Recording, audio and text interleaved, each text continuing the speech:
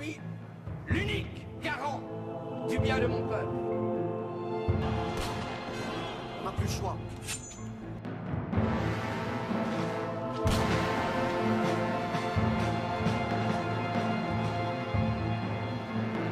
Hola a todos, bienvenidos a mi canal nuevamente. Yo soy Bea y esta vez conseguí un pie para poner el micrófono, pero bueno, no descubro la manera de que me entre la voz por el micrófono y que no aparezca en el medio de la imagen, así que va a estar ahí como un segundo integrante de la escena. Vamos a comenzar entonces con el capítulo 1 de Carmen, de la cinta roja. Espero que hayan escuchado el preámbulo y si no, recuerden que está la lista de reproducción, la que la voy actualizando a medida que voy subiendo los videos nuevos. Bueno, el primer capítulo, como les dije, o la primera parte, un capítulo, se llama Quien no vivió esa época no conoce la dulzura de vivir. Y hay un subtítulo que dice Mi nacimiento y mis primeros años. Mienten quienes dicen que yo vine al mundo justo a tiempo para desdecir una calumnia. Ha habido quien, para dar un antecedente familiar a mis futuras correrías amorosas, contó que yo había nacido a los 9 meses menos 10 días exactos después del matrimonio de mis padres celebrado en secreto.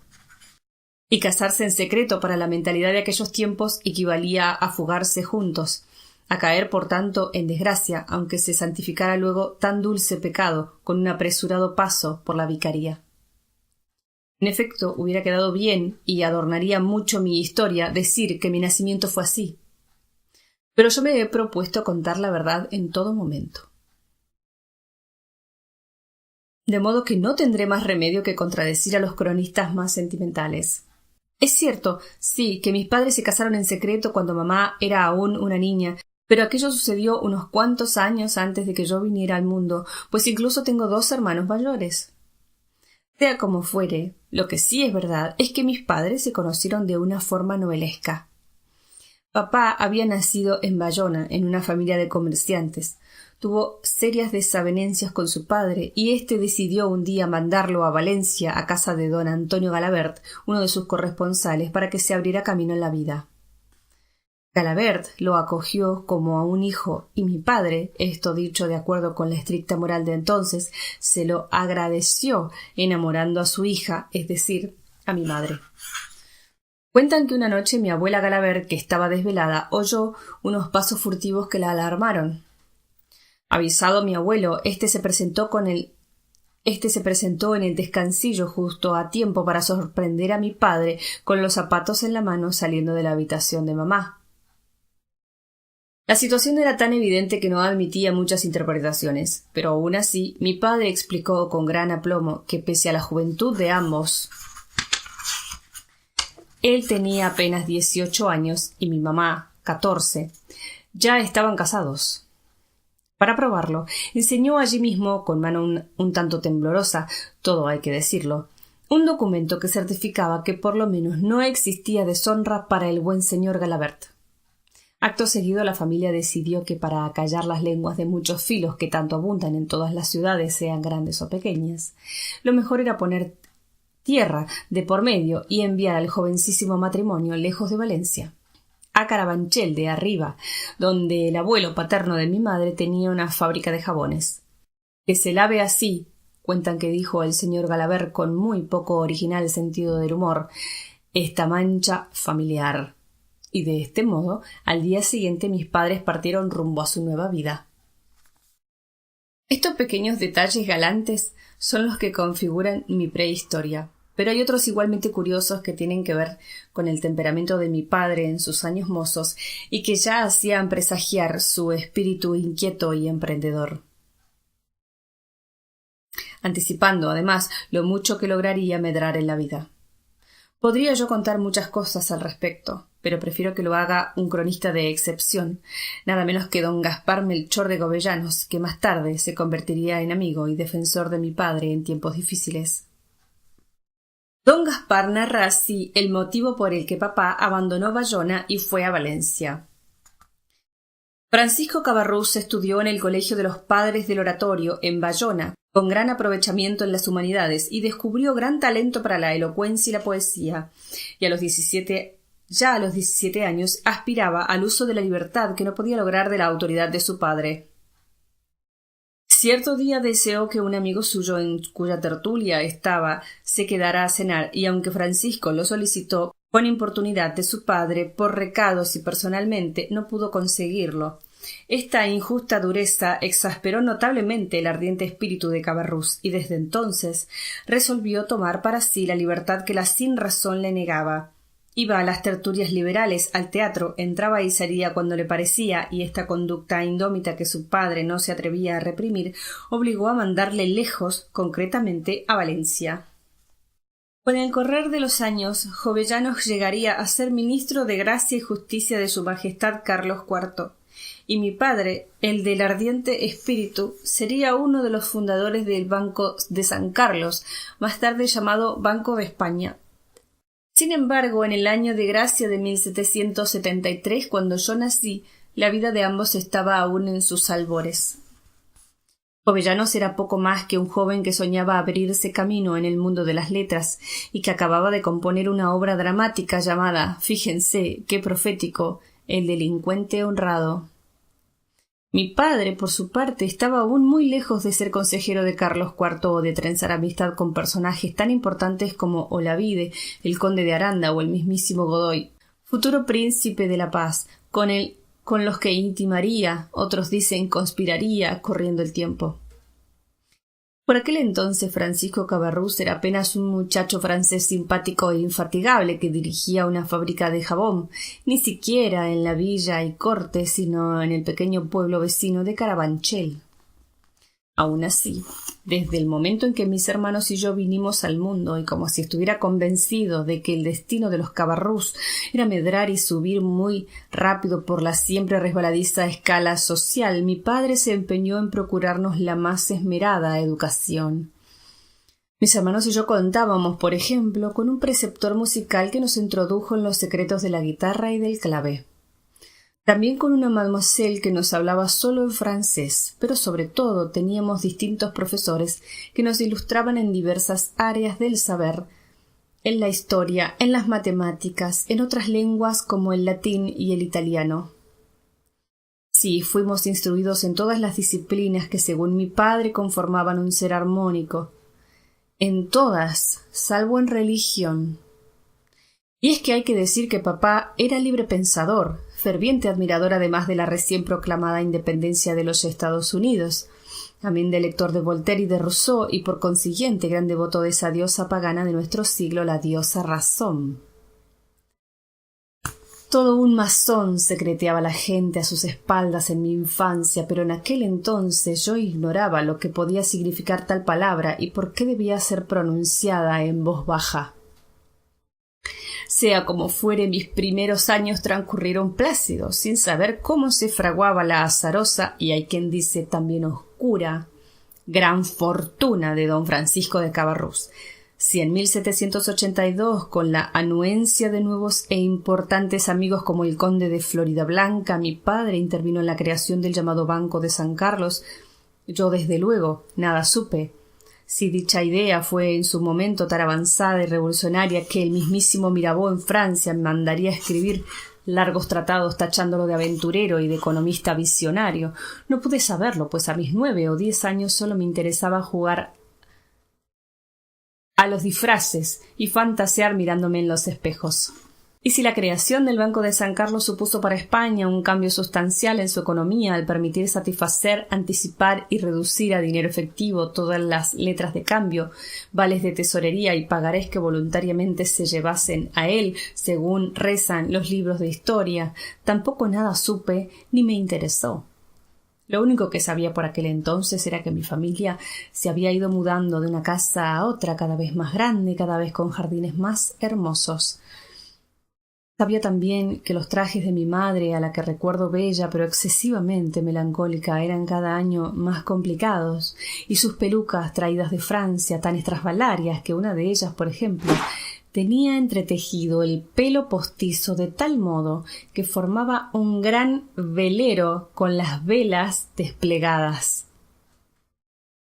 Un día no muy lejano, niña, cuando seas mayor y siguiendo la moda de Versalles, me dijo en una ocasión Mademoiselle, también tú podrás lucir pelucas tan grandes y tan bellas, casi tan altas como las que usa la Autrichienne. Incluso una niña mitad francesa, mitad española que vivía en Carabanchel sabía por aquel entonces quién era la Autrichienne. No sé si lo estoy pronunciando bien. Autrichienne. Así se referían todos en Francia a la tan odiada reina María Antonieta, a quien apodaban despectivamente la austríaca. Nada comparable con los epítetos que le dedicarían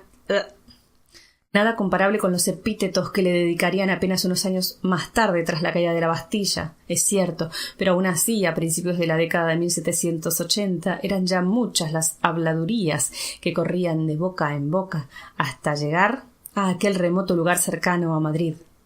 Se contaba, por ejemplo, que la austríaca había convertido al buen rey Luis en un cocu, que dicho en francés suena más gentil, aunque significa lo mismo que en español, cornudo, que gastaba fortunas en los tapetes de juego y que era adicta a otros pasatiempos de carácter erótico, juegos y correrías que compartía no solo con un bello militar sueco, el conde Fersen, del que todos hablaban como su amante oficial, sino también con algunas de las damas de su séquito, como la duquesa de Polignac o la princesa de Lamballe.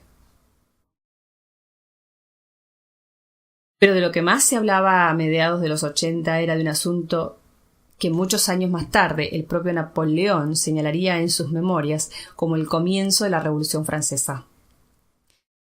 Fue sin duda el affaire del collar de la reina lo que preparó el camino de los reyes hacia la guillotina, su paso hacia la muerte. Así me lo dijo él mismo un día cuando aún éramos los mejores amigos.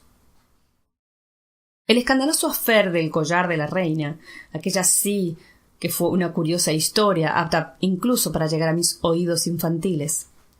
Por eso Mademoiselle, que pertenecía a una empobrecida familia de pequeños nobles bretones y que seguía a distancia pero con mucha alarma la creciente impopularidad de los reyes en su país, me lo contó en su día con todo lujo de detalles. Tenía yo entonces solo 11 años, pero ya soñaba con ser una gran dama. Has de saber, niña, me confió una noche durante el largo rato que dedicaba a cepillarme el pelo antes de irnos a la cama, que de todos los pecados que se le imputan a la Autrichienne, hay uno del que es completamente inocente. Pero aún así, muchos disgustos nos va a traer a todos los franceses, me temo. ¿Las reinas también pecan, mademoiselle? Pregunté yo, abriendo mucho los ojos e imaginando en el espejo cómo sería llevar encima de la cabeza uno de esos enormes peinados de moda en París en forma de carabela o de velero. Mademoiselle no se dignó a contestar mi pregunta. Demasiado ocupada estaba en cepillarme el pelo, mientras desgranaba su escandalosa narración de intrigas palaciegas. Los personajes y elementos de esta curiosa historia son una aventurera que se decía descendiente de Enrique II, un cardenal tan deshonesto como estúpido, y un collar demasiado caro incluso para una reina. ¿Quieres oírla? Yo deseaba preguntarle primero si algo podía ser demasiado caro para una reina, pero no me atreví. Cuando Mademoiselle se la contrariaba con una pregunta inoportuna, acababa impacientándose y era capaz de darme unos tirones de pelo demasiado violentos. Por otro lado, a mí me complacía mucho lo que estaba viendo en ese momento en el espejo. A mis casi 12 años tenía ya una melena de pelo negro bastante larga y desde luego muy bella. No era difícil, por tanto, y recurriendo un poco a la fantasía, imaginarme como una gran dama charlando con su doncella durante la toilette. «Claro que quiero que me la cuente», dije. «Por favor, mademoiselle». Todo comenzó con un collar de los que antes llamaban una rivière de diamantes. Y una rivière, o río, como su propio nombre indica, es un gran collar que se enrosca con un par de vueltas alrededor del cuello y luego cae generosamente sobre el corpiño, llegando hasta la cintura en diferentes cascadas. La rivière de la que estamos hablando, niña, había sido fabricada años atrás por un prestigioso joyero para la favorita del anterior rey, Luis XV, Madame du Barry. Pero, al morir el soberano, el joyero vio cancelado el pedido con el consiguiente trastorno económico para él. Sabiendo lo acuciado que estaba por vender la pieza, una aventurera de la corte ideó un enrevesado plan para sacar una buena cantidad de dinero y al mismo tiempo quedarse con la joya. Trataba de la condesa de la Motte, supuesta descendiente del rey Enrique II, que, conocedora de la fama de caprichosa de la reina, decidió engañar al joyero, implicando de paso a un cardenal, el de Rohan, que desde hacía años deseaba recuperar el favor real que había perdido. —¿Te hago daño, niña? Estoy cepillándote el pelo demasiado fuerte. Yo, que ya me veía paseando por Versalles junto a la falsa condesa de la Motte y luciendo una gran riviera de diamantes, negué con la cabeza. —Claro que no, mademoiselle, por favor, continúe. Una calurosa noche de agosto, una prostituta de nombre Nicole Leguay, disfrazada con un bello y blanco vestido de muselina como los que usaba la reina, fue introducida por la condesa en el bosquecillo de Venus del Palacio de Versalles, uno de los rincones favoritos de María Antonieta. Allí, al abrigo de las sombras, Nicole se encontró con el ansioso cardenal, al que entregó una única rosa blanca. Debes saber, niña, que las citas galantes de este tipo son moda en Versalles, y la reputación de la reina hacía creíble la estratagema, de modo que el cardenal nunca dudó de que no fuera ella. Tampoco le sorprendió que la huidiza dama susurrase solo una breve frase. —Ya sabéis lo que esto significa —antes de desaparecer veloz tras los arbustos. Ebrio de felicidad por la tan largamente deseada condescendencia, el cardenal entregó a de la Motte una gran suma de dinero. —¿Pero por qué, mademoiselle? ¿Solo por haber hablado con la reina? No seas impaciente, niña. Escucha y verás. El procurar una cita secreta con su majestad se cotiza muy alto en Versalles. Pero de la Motte decidió ganar aún más. Escribió entonces una carta al cardenal como si fuera la soberana, en la que ésta confesaba a Rohan que deseaba comprar con su ayuda y a espaldas del rey aquel famoso collar hecho para la Madame du Barry. Un noble como Rohan debería haberse dado cuenta de que la carta estaba incorrectamente firmada. María Antonieta de Francia, cuando las reinas no usan más que su nombre de pila con rúbrica. Pero entusiasmado porque la soberana le pidiera tan delicado favor, no reparó en ello. En realidad todo era un engaño para quedarse con la joya y relacionar maliciosamente a la reina con el cardenal, y lo cierto es que se consiguió.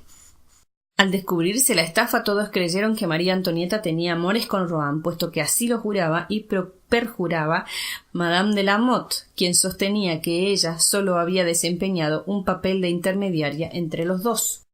—¿Cómo es posible, mademoiselle? ¿No tiene la palabra de una reina más valor que la de una falsa condesa?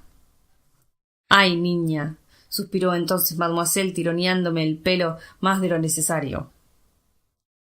Qué poco sabes aún de la naturaleza humana. Cuanto más grandes son las mentiras, más fácil de creer resultan, sobre todo cuando se vierten contra alguien que ha perdido el cariño de la gente. Y mucho me temo que la Autrichienne. Pues cuando vaya a Versalles yo seré muy amable con ella, mademoiselle. Al fin y al cabo es la reina de todos los franceses, y el trono de Francia es uno de los más antiguos e importantes del mundo, ¿no es así? Mademoiselle no contestó a esa pregunta. Seguía enfrascada en su relato. El rey, que creía sin reservas en la inocencia de su mujer, estaba furioso con el asunto. Hubo un juicio y todos fueron condenados. La condesa de la Motte a varios años de cárcel y a ser marcada a fuego en el pecho con la letra V de voleuse, es decir, de ladrona. Rohan a ser destituido de su puesto y enviado a una abadía, y Nicole, la prostituta, a cadena perpetua. Bueno, pero si fueron castigados y se descubrió la verdad, entonces estaba muy claro que la reina era inocente, ¿no, mademoiselle? Ay, niña, también eso lo aprenderás un día. La verdad sola no es suficiente. Es necesario que la gente la crea como tal, y nadie la creyó.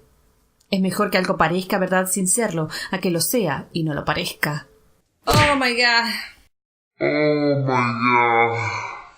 El pueblo piensa de María Antonieta que es una derrochadora, una frívola, una adúltera. Más aún piensa que tiene dominado al buen rey Luis, que ese no es más que un pelele a su merced. Y nadie cree en su palabra, aunque sea mentira la mitad de las cosas que se cuentan, porque la verdad puede ser muy mentirosa, ¿comprendes? Yo entonces no entendí nada, pero tomé buena nota de esa reflexión que mucho me iba a servir andando el tiempo. Incluso iba a serme de utilidad a corto plazo, y es que mi padre me había prometido que pronto, muy pronto, cuando cumpliera 12 años, iba a enviarme a París para que conociera la capital de su país de origen. Verdadera intención, aunque de esto no habría de enterarme hasta un poco más adelante, era prepararme para buscar un buen marido, porque ya empezaba a tener, según las costumbres de la época, edad de merecer.